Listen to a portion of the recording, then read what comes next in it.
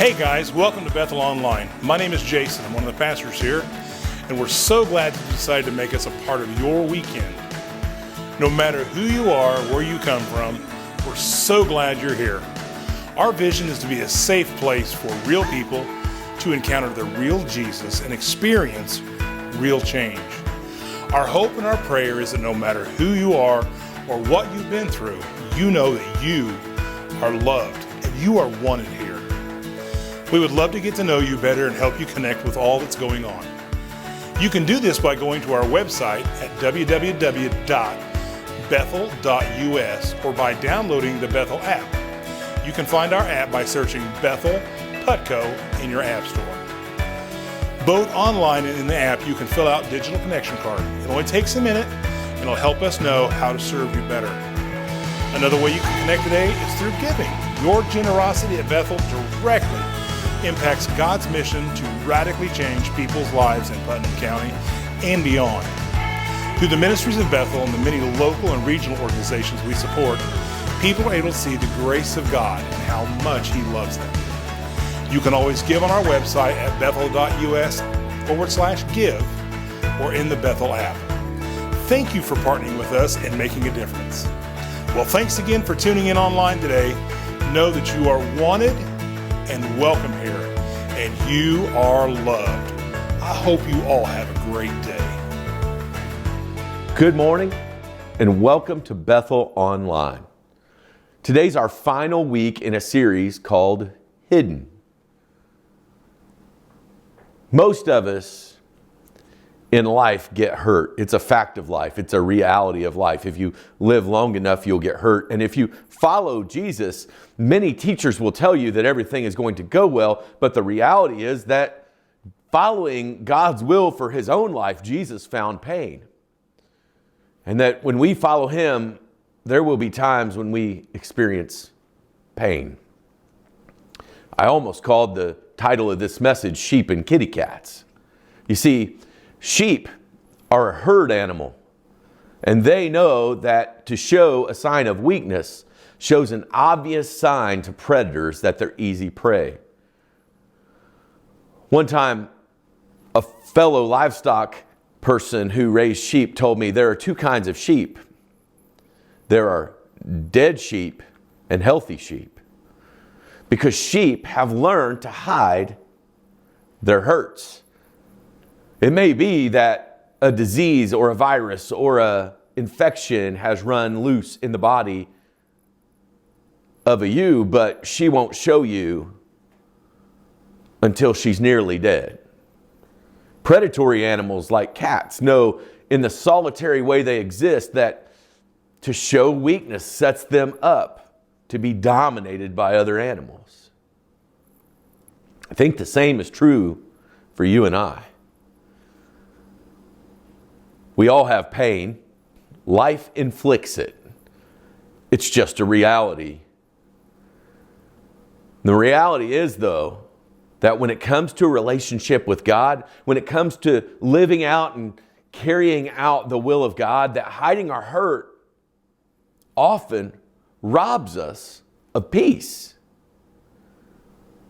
I don't know of your secret pain. I don't know of your secret wound. What you did that caused you pain, or what was done to you that caused you pain. Pain is certainly a part of the bad news of this life. But I come to you today with good news. There's hope beyond the hurt. And however you're hurting or however you're wounded, there is a God in heaven who chooses to love us.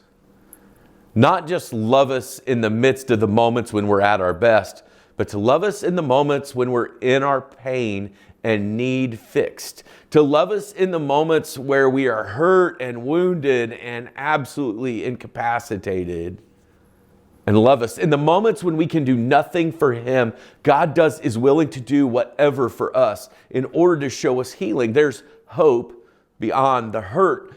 let me say it again for those of you who are convinced there's this place or time in your life, this event, this thing that happened, this wound that is still oozing, that God desires to help you heal from your hurt. And because He is God and over all things, there's hope. In Psalm chapter 62, verses 5 through 8, a man named David, who's probably one of the most recorded and written about of all biblical characters, more about him and then also much of his own writing, a guy who the fullness of his life is as known as nearly any biblical character. He begins to talk about what he finds in God. Now, David experienced pain of rejection as a young man, when his father didn't even see him as a possible candidate to become king. Pain of rejection from his own brothers. Later, the pain of rejection from his own kids. David had experienced the pain and loss of a child. He had experienced backstabbing from other people. He had experienced all sorts of things. And David, in his Psalm chapter 62, David says this: "My soul finds rest in God alone." When we're wounded, it often takes time to heal. It often takes rest. There's nothing more devastating to a body that needs to heal than to need rest and not take it.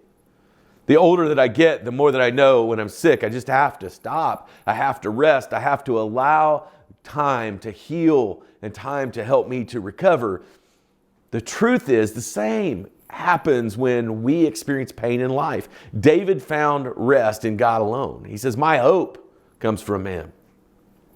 When we're in pain, it's hard to see hope. He says, "He is my rock and my salvation. He's my fortress, and I will not be shaken."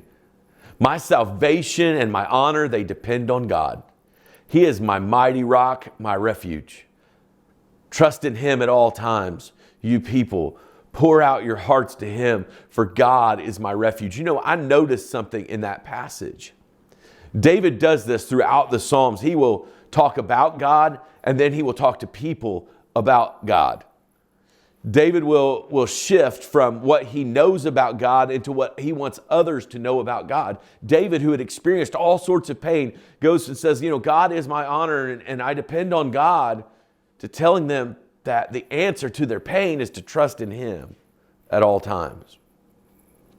It's easy to trust when things go well, but when life hurts, it's often hard. A lack of trust is often why we hide. David is telling people, you can trust God. You can find hope and healing and comfort in God. Have you ever been in such pain that you didn't think you could escape it? The best example of this that I can think of is when I hurt my back in 2008.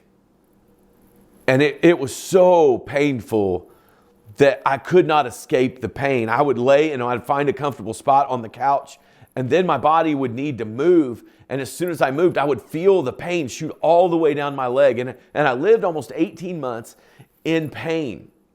Because I can remember one specific day going to the chiropractor, and it took me 2 or 3 times of trying to get in my car. I had to climb in different ways. Like I tried to do the throw your leg up and put your leg into the car. I tried 2 or 3 things. I tried to sit from the outside, just sit in. And then I finally tried to crawl in head first and then get in the seat and do this twist. And when I got in the seat, I looked up on my windshield of my car, and there was a pamphlet on my car.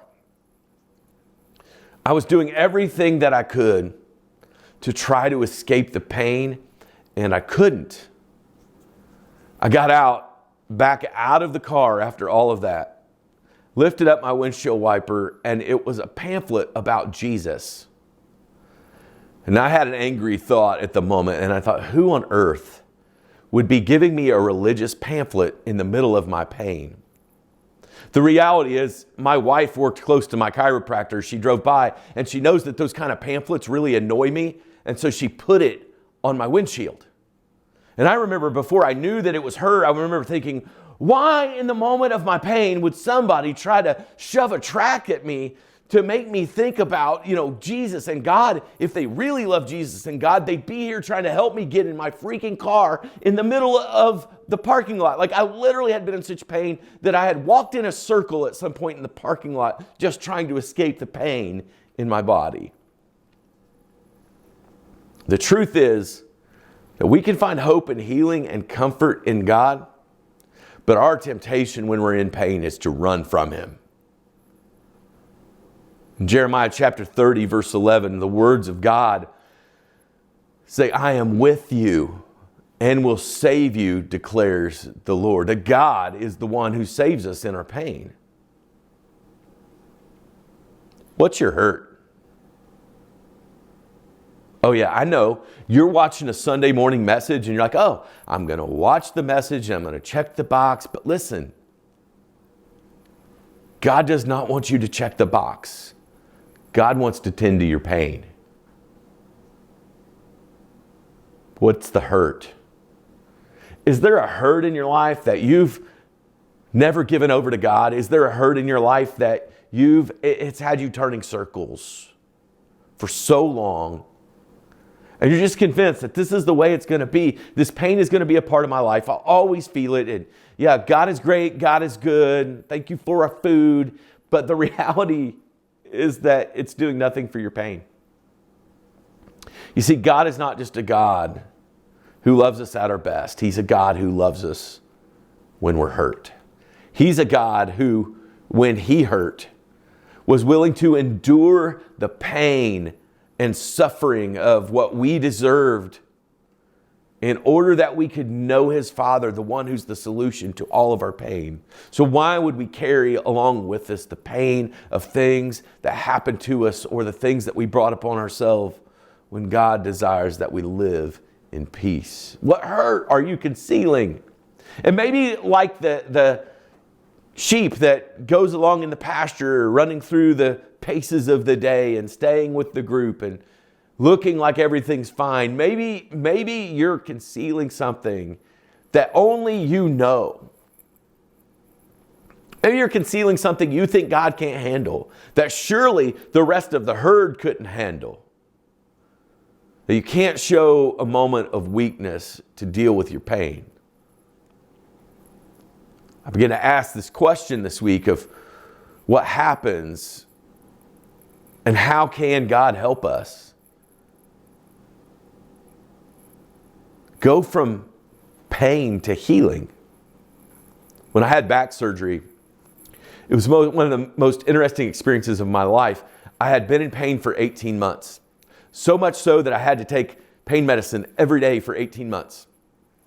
On time, every time, 4 times a day, I had to take something to help me just survive. I went into the surgery and I came out and my wife was like, how are you feeling? And honestly, I was sure that I had to be numb because I wasn't feeling the pain that I had grown so accustomed to. I had forgotten what it felt like to feel like I was able and capable. I had forgotten what it felt like to be whole, to be a normal person whose muscles weren't so tight in his back that he was sent to the side because of muscle spasms. I had forgotten what it was like to get in and out of a vehicle, to stand and cook dinner, to simply put the dogs in their kennels at night without having pain. And my wife asked me, how are you feeling? And my response was, I have to be numb. But the reality was, a master at back surgery had touched the spine, had touched the disc material that was impeding on my spine and impeding on my life. And I believe, as much as my doctor intended good for me, that there is a God in heaven who cares about your pain enough to pull it back, to bring you to a place of health. And He does it in a couple ways. If you look in the scripture and how God heals it, you can see that God often heals through His people. Often when we hurt, it's our greatest tendency to distance ourselves from others. But God uses people to help us heal. Maybe the wound that happened to you happened as a child by people who you should have been able to trust, but you couldn't. Maybe you've been saying for a long time, I can't trust any people. But the reality is God has called his people, his church, to be a people who help others heal. We see people constantly at Bethel who their experience of religion and faith has been one of pain, where they went into an environment hoping for the healing, hoping for help, and what they got was demolished and destroyed by the judgments of other people. That what they got was other people telling them how to live their life, but hypocritically not living a God-centered life themselves. God uses his people, though, and he calls you and I to be the people who help others heal from the things that wound them. My wife's a veterinarian, and oftentimes the animals that come to her are aggressive because they're hurt. And they're afraid of whatever touches them will hurt them. And I think so many of us live that way when it comes to God and our pain. We're somehow afraid if we let God into the space, it might create us pain, but it just might be that letting God into our space and letting others into our space, that God often comes into our space through others. It's the importance of being connected in a small group or a group of other believers in our community that can stand around us while we're in pain and guard us and give us the ability to rest in the place where we'll be loved. Rejoice. In Romans chapter 12, verse 15 says, rejoice with those who rejoice and mourn with those who mourn. Last year, when Pastor Aaron was sick, I would go a day or two. I would talk to his wife, Alicia, most days. And I would go a day or two when I wouldn't be able to call because I didn't want her to see. I wanted to be strong, and I didn't want her to see that all of the rest of us were broken too. One day she quoted this verse to me because I just kind of let loose about how bad all of this sucked. And then she let loose about how bad it was and how much it sucked. And she said, this is what I need. I need people who will mourn with me while I'm mourning. And we got to do that. And then we got to rejoice when there was moments to rejoice. But healing comes. Often God uses people through healing to help do his healing work. Because you've been through pain and because God offers you healing, you might just be the person to help bring healing into another person's life. Maybe you needed someone trustworthy and you didn't have it, but you found it through Christ and you found it through others. Maybe you're a person who can walk with others while they mourn. So many people in our culture are uncomfortable with walking with people through their pain and grief. It's the reason why we put up and try to act like we're in a good place. But most of us know that walking with someone else in your pain is helpful. And maybe they don't always know what to say and know what to do, but their presence can mean absolutely everything. For those of you who are hurting, you need to find the presence of some other people who really love Jesus and who love you. And for those of you who have experienced the healing that comes at the hands of Jesus, you need to be willing to go out and be the hands and feet of Jesus to people that are hurting, to mourn with them while they mourn and to rejoice with them while they rejoice. In 2 Corinthians chapter 1, verse 3 and 4, Paul says, praise be to the God, the Father of compassion and the God of all comfort, who comforts us in all of our troubles, so that we can comfort those in trouble with the comfort we ourselves received from God. I love it. Compassion and comfort, they come from God. These aren't natural instincts to us. Our natural instinct is to survive. But the presence of God in our lives, the presence of knowing the knowing of who God is and experiencing his compassion and his comfort, it will make us people who give others comfort.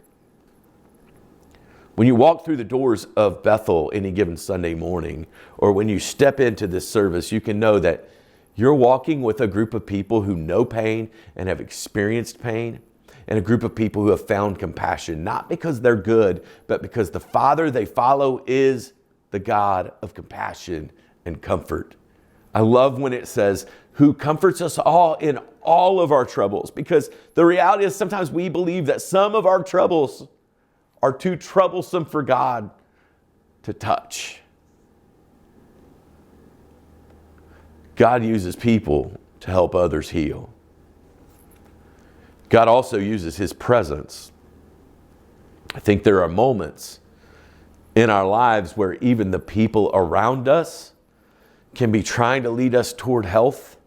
And God wants to use those people to remind us of His presence. But sometimes God will just show up in the middle of our pain. The problem is many of us have slammed the door of our life in trusting God with our pain. We believe our pain denies the presence of God.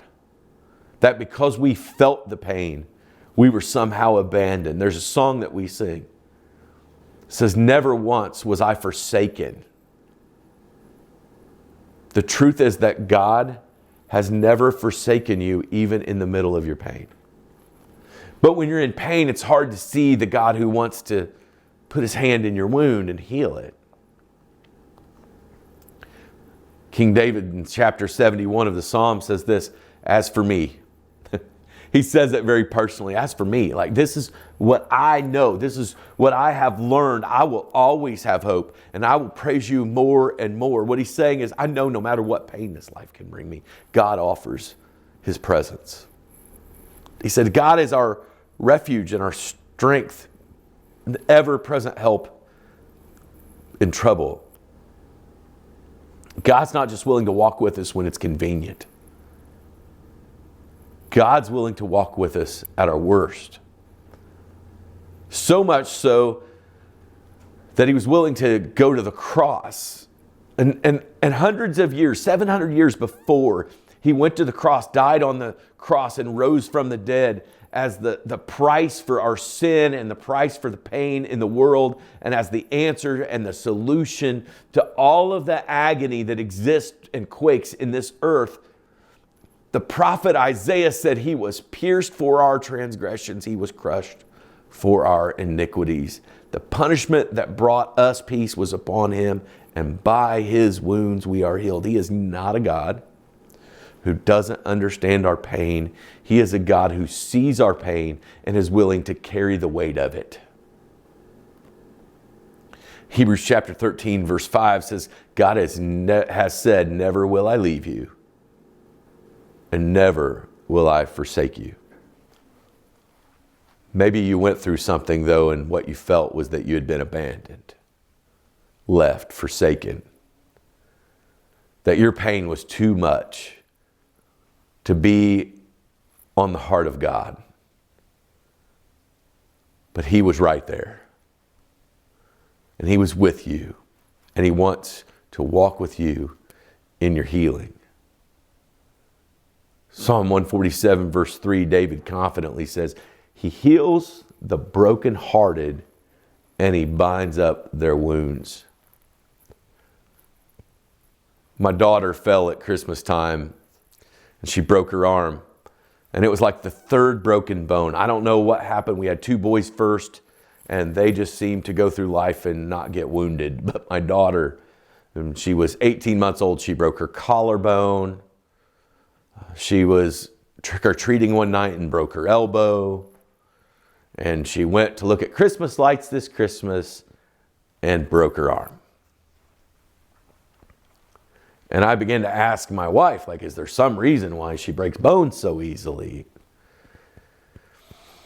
The reality is that the places where you break bones often become the strongest part of the bone once time and healing happens. It may be that what God wants to do is to take the broken place in you and bring you to a place where you are confident that God heals the brokenhearted and bind up their wounds. Where you can go into the world and say, listen, I know where I came from. I know the pain that I was born out of. I know the pain that I've experienced, and I know the healing that comes from God. And you can have hope. David says, whoever dwells in the shelter of the Most High will rest in the shadow of the Almighty. I will say of the Lord, He's my refuge and my fortress, my God in whom I trust. Last week, I shared with you that the reason we hide is a lack of trust.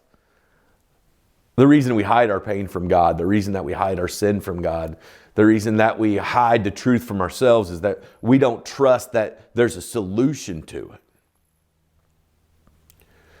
Paul, near the end of his life, having followed Jesus, having shared the gospel with many people, he said this. He said, I'm convinced that neither life or death, neither angels or demons, neither the present nor the future, nor any powers, neither the height nor depth, nor anything else in all creation will be able to separate us from the love of God that is in Christ Jesus our Lord.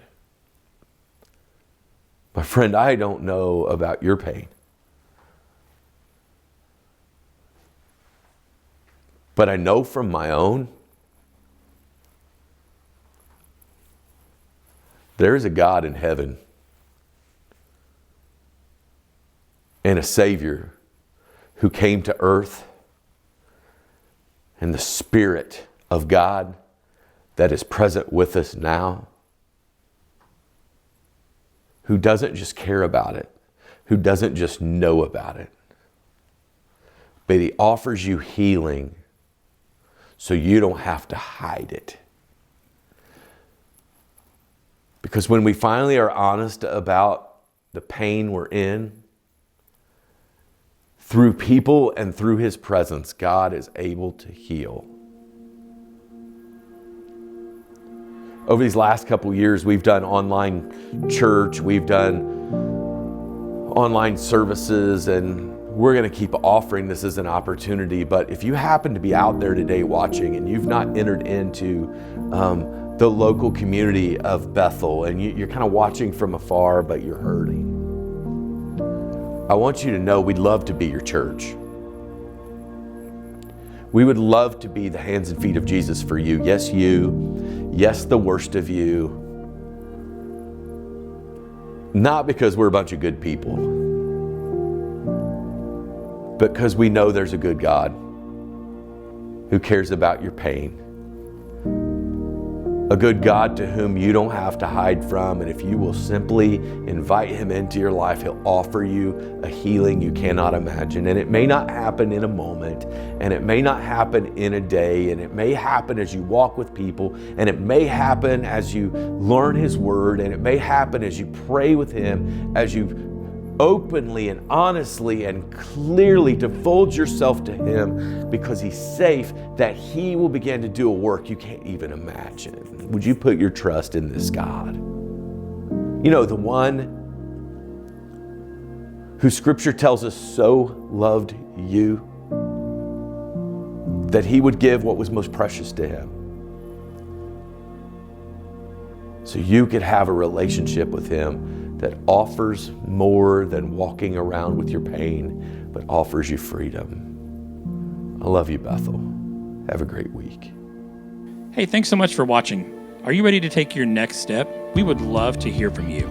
You can send an email to hello@bethel.us. You can send us a message on Facebook, or you can let us know in the Bethel app. And speaking of the Bethel app, take a moment, if you haven't already, to go to your app store and search Bethel Putco to download our app. There's all kinds of great resources in the app. You can listen to messages, you can view the messages for Sunday morning, and you can also fill out a digital Connect card. You can do that today and each week to let us know that you're tuning in. You can also find some great information about our Bethel Kids Ministry and our Be The One student ministries. Also in the app, you can give. It's one of 3 ways you can give: with online giving at bethel.us/give, in our app, Bethel Putco, or through text. Hey, thanks again for joining us. We hope you have a great day and know that you are loved.